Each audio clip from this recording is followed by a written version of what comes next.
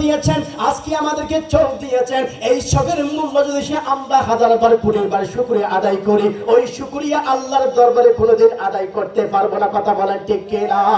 এই জন্য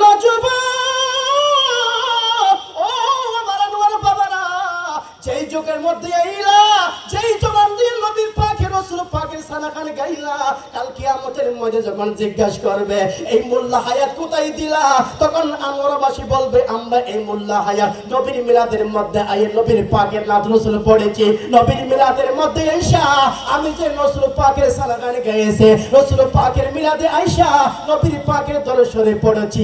এখন এই কথাগুলো কে বলবে?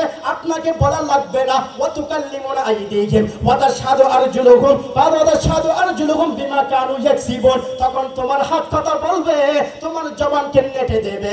এই জবান যখন কথা বলবে, এই হাত যখন কথা বলবে, এই চোখ যখন কথা বলবে, এই চোখ দিয়ে আমরা কত যত্ন করি, এই মুখ দিয়ে কত কিছু যখন শীতকাল যখন সে মুখের মধ্যে নেড়ে দিই। কারণ কেন কেন কেন কেন এই গাল যখন ফেটে যাবে তখন আমাকে কষ্ট পাইতে হবে। এই গালের মধ্যে যত্ন করলাম, এই গাল কারোর জন্য বিভক্ত হয়ে যাবে, এই চোখগুলো কার জন্য বিভক্ত হয়ে যাবে। এত মোহাব্বত করবো কেন বিভক্ত হইলি?